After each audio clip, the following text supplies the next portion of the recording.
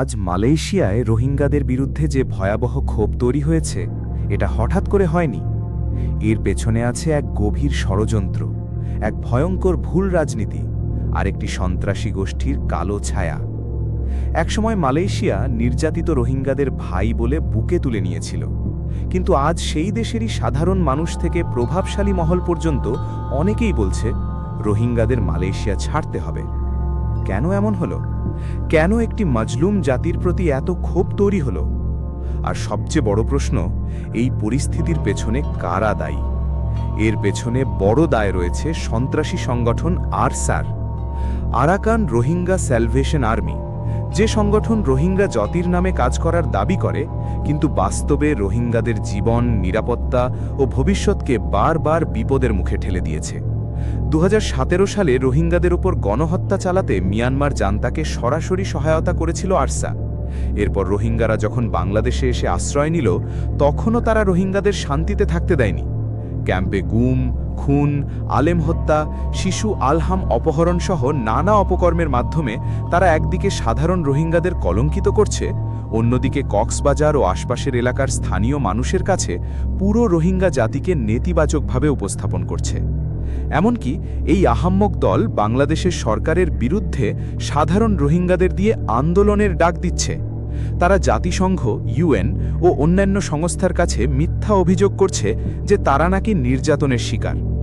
এখন আপনারাই বলুন, এটি কি নির্যাতিত রোহিঙ্গাদের নিজেদের পায়ে নিজেরাই কুড়াল মারার শামিল নয়?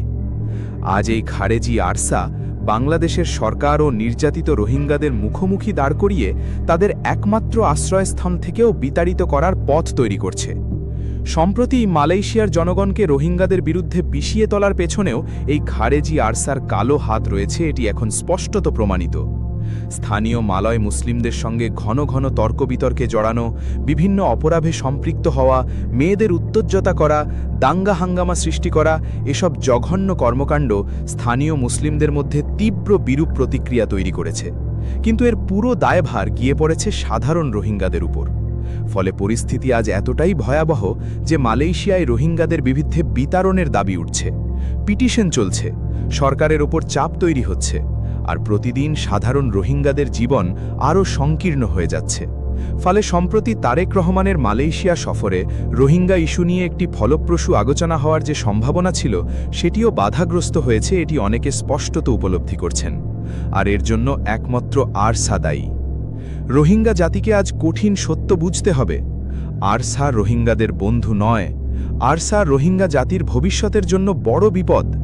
যে সংগঠন নিরীহ রোহিঙ্গাদের বাংলাদেশে নিরাপত্তাহীন হয়, মালয়েশিয়ায় অপমানিত হয়, আন্তর্জাতিক অঙ্গনে কলঙ্কিত হয়, আর মাতৃভূমি আরাকানে ফিরে যাওয়ার পথ আরও কঠিন হয়ে যায়, তাদের আর কোনোভাবেই ছাড় দেওয়া যায় না।